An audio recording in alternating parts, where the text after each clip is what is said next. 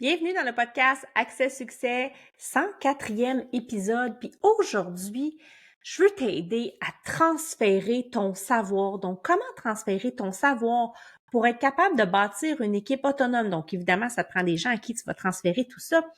Et c'est ça le grand défi de la plupart des entrepreneurs. On veut tous grandir, on veut tous déléguer, on veut tous transférer l'information, puis on est tellement happé dans le flow de l'action qu'on fait ça un petit peu tout croche.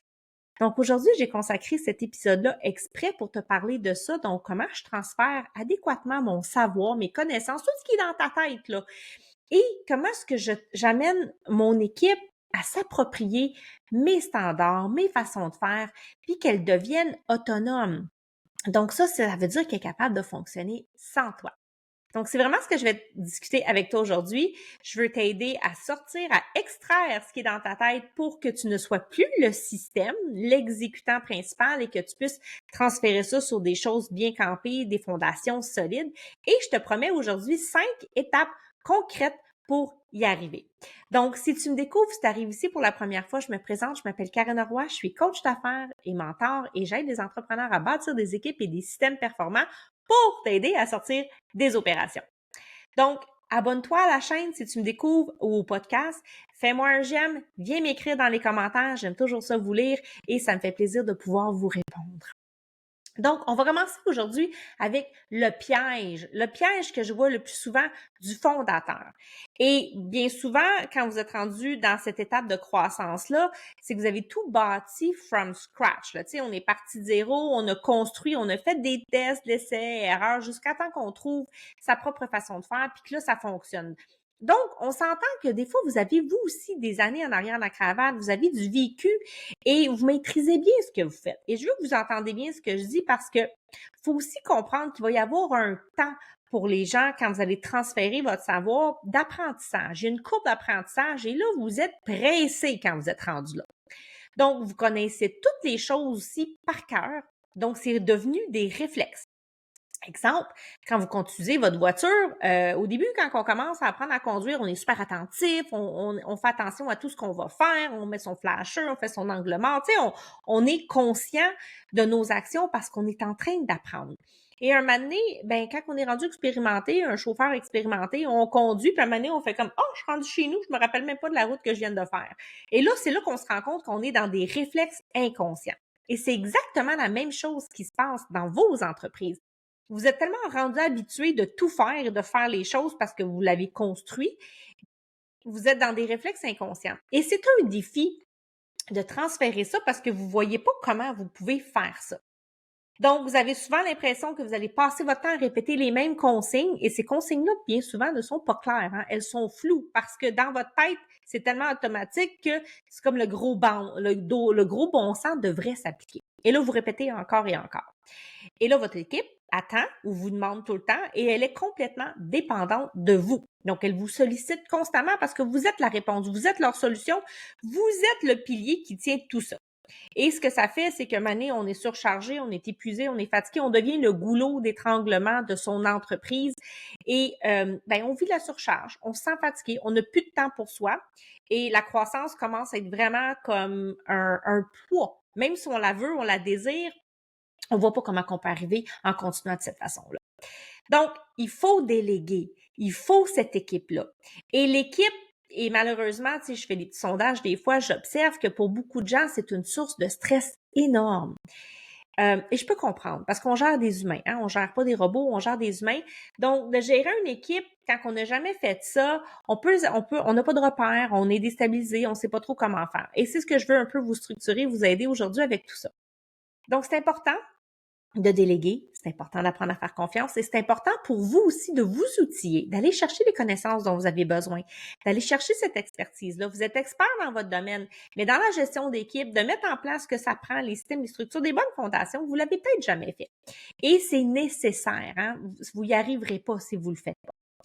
Donc, pourquoi est-ce que c'est non négociable? Pourquoi est-ce que vous devez absolument transférer ce savoir-là? Bien, premièrement, si vous voulez sortir des opérations, vous n'en sortez pas, vous n'avez pas le choix de faire ça. Sinon, vous ne serez pas capable non plus de mettre en place des stratégies pour scaler, vous êtes juste constamment en survie. Et un moment donné, on peut pas passer notre vie en survie. On s'épuise, on se tape un burn-out. Donc, il faut prendre la hauteur et pour prendre la hauteur, il faut sortir des opérations. Et oui, ça prend une équipe. Oui, il faut transférer le savoir et il y a comme un petit peu, faut structurer ce savoir-là qui est tellement inconscient puis des réflexes, c'est dire, oh my God, faut que je prenne le temps de penser à tout ce que je fais dans une journée et comment je le fais. Et c'est ça le grand défi. C'est pas compliqué, mais c'est de prendre ce temps d'arrêt-là dans cette folie-là où ce que tout va tellement vite qu'on n'arrive pas à le faire. Mais il faut le faire. Donc, le transfert, c'est pas juste montrer vite fait ce que vous faites. Et j'ai envie de vous donner un exemple super concret. Hier, j'avais une discussion avec un client et ça fait longtemps qu'ils font le travail, ils font super bien, puis ils sont en train de former des chefs d'équipe. Puis il me dit, oui, mais elle est bonne, elle comprend ce qu'elle a à faire, mais elle fait pas les détails. Puis quand j'ai dit, ben, elle comprend pas. Mais j'ai dit, comment est-ce que tu lui dis? Ben, j'ai dit de s'occuper des détails. Je dis, oui, mais c'est quoi les détails pour toi? Puis il avait comme pas réalisé qu'il était flou, il était pas spécifique. Il dit, ben, c'est ça, ça, ça, ça, ça. Je dis, est-ce que tu lui as nommé ça, ça, ça, ça, ça? Il dit, ah non. Et voilà.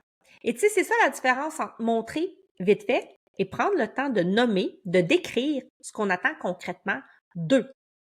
Et là, faut la créer, cette culture de clarté-là, hein, parce que sinon, c'est flou.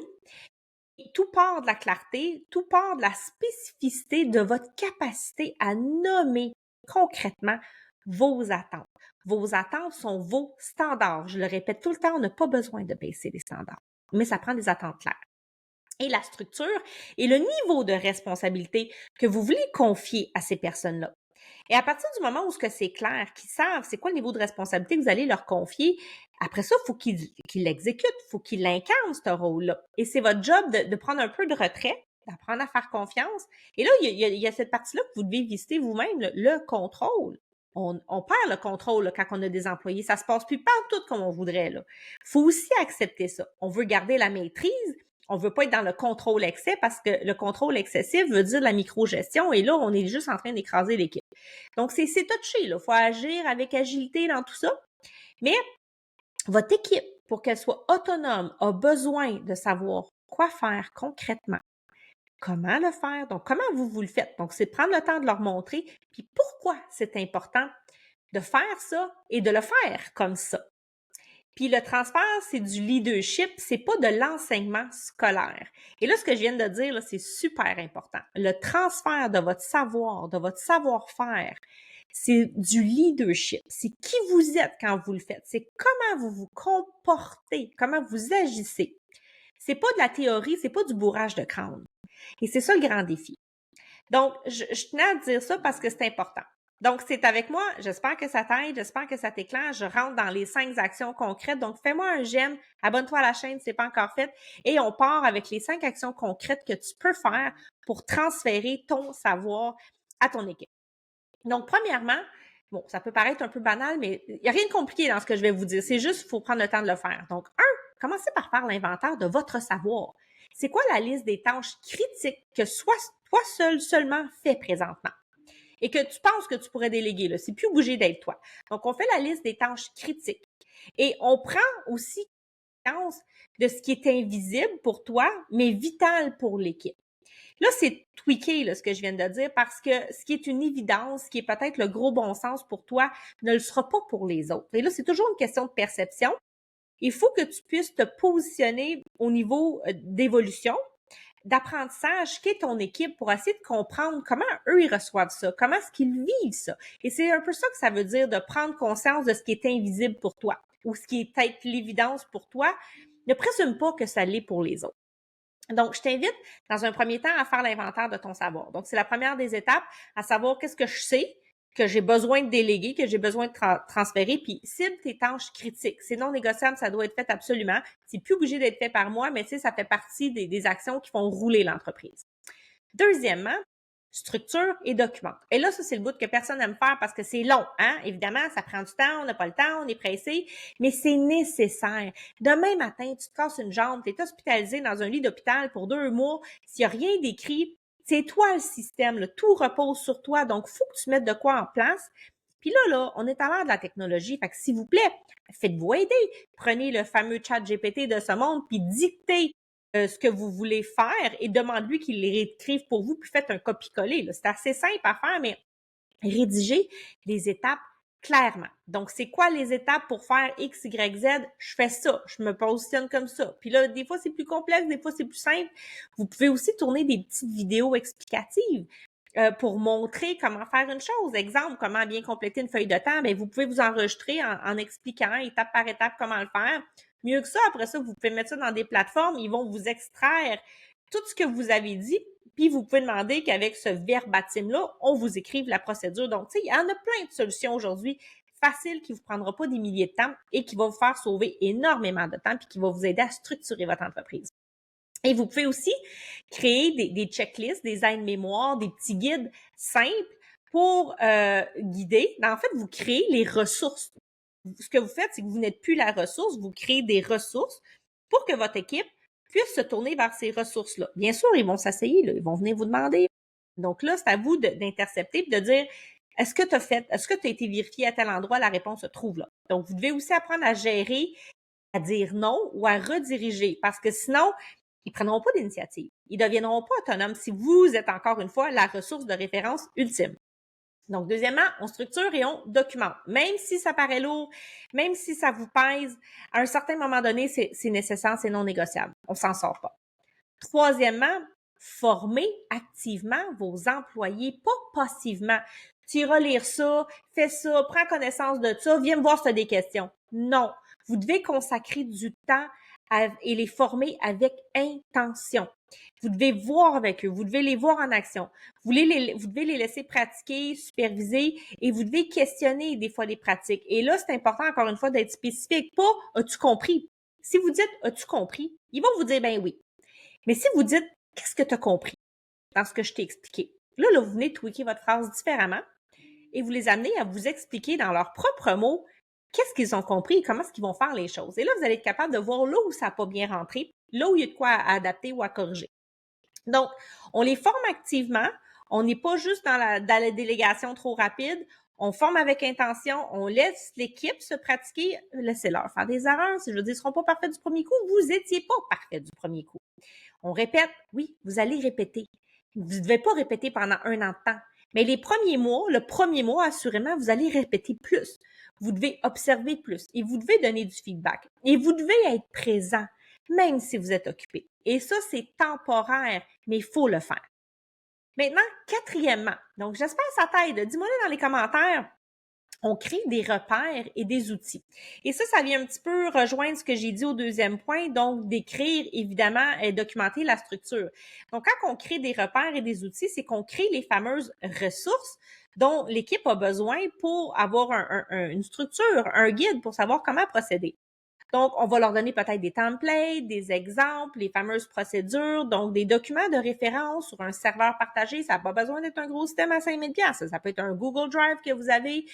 Le but, c'est de réduire le plus possible les incertitudes et d'avoir moins de dépendance à vous. Donc, on crée les outils, on met des repères en place pour les aider et on les redirige évidemment vers ces fameux outils-là. Et cinquièmement, on accepte l'imperfection. Il faut faire confiance. Vous n'étiez pas parfait. Ils vont faire des erreurs. Donc, laissez l'espace aux erreurs. Vous pouvez avoir peut-être des erreurs calculées ou contrôlées. Donc, soyez présents. Assurez ces suivis-là. Ils vont peut-être faire les choses différemment de vous. Puis, tu sais, dans certains cas, oui, vous allez leur expliquer comment, pourquoi c'est important et tout ça. Mais au final, si le résultat est atteint dans les délais, la qualité est là, puis ça répond à votre standard, peut-être que si leur façon de faire est un peu différente de la vôtre, peut être aussi OK. Donc, acceptez qu'il n'y a pas juste une façon de se rendre à Rome. Il y a plusieurs chemins qui mènent à Rome. C'est la même chose dans vos business. Donc, tu sais, que je parlais de confiance, là vient avec ça le lâcher prise. Sinon, on est dans le contrôle. Et c'est le bout là qui est dur pour les leaders. Souvent, ils ont peur que tout s'écroule. Ils ont de la difficulté à faire confiance. Puis je comprends, c'est normal. Puis tu sais, je vous dis ça. Puis moi aussi, je me trouve à la même place des fois. Mais je me dis, ben je vais laisser une chance au coureur.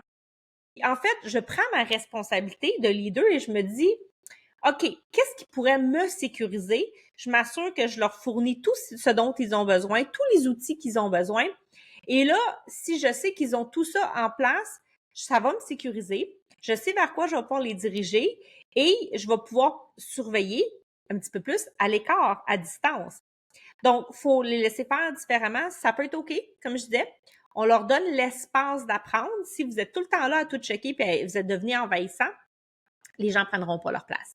Et si vous ne leur laissez pas l'espace pour prendre leur place, ils ne prendront pas d'initiative. Et s'il n'y a pas d'initiative, ils ne peuvent pas prendre leurs responsabilités et ils ne peuvent pas devenir autonomes. Donc, ça part de vous, là, dès le départ, OK? Et ayez une certaine tolérance à l'essai-erreur, OK? L'erreur est un catalyseur de croissance. Comprenez-le. Donc, tu sais, il y a un vieux dicton qui dit « Tu as le droit de faire une erreur, mais tu n'as pas le droit de faire 2 fois la même erreur. » Ben, tu sais, commencez par ça. Peut-être ça peut vous aider. Puis encore là, c'est quoi la nature de différentes catégories d'erreurs? Donc, voici les 5 choses concrètes que tu peux faire dès maintenant pour transférer ton savoir puis pour aider ton équipe à devenir autonome. Maintenant, si tu veux que ton rôle change, que tu veux passer de tu fais tout à un leader bâtisseur, il faut que tu deviennes un guide, un mentor, tu deviens l'architecte de ta business. Donc, faut pas que tu sois la matrone ou le patron qui est écrasant.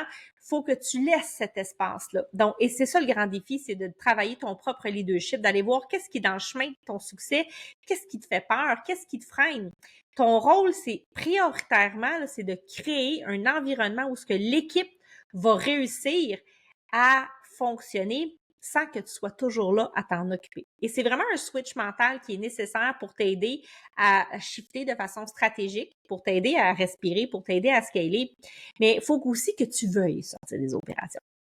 Alors voilà, c'est ce que j'avais pour toi aujourd'hui. J'espère que ça t'aide. Mets en application les 5 choses que je viens de te nommer, puis déjà, tu vas voir une grande différence. Donc, pour sortir des opérations, il faut que tu sortes le savoir de ta tête. Hein? On commence par une seule chose à chaque semaine. On y va mollo. On n'est pas obligé de faire ça tout d'un coup. On bâtit pas une équipe autonome par magie, OK? Ça prend de l'intention et ça prend du temps. Là. Il y a une courbe d'apprentissage, donc acceptez ça. Puis si tu veux de l'aide pour structurer ton transfert, si tu veux du soutien pour devenir un meilleur leader dans cette transition-là qui est super importante dans ton entreprise, viens me faire signe, viens me voir, je peux t'aider. J'ai des accompagnements adaptés, j'ai même des subventions.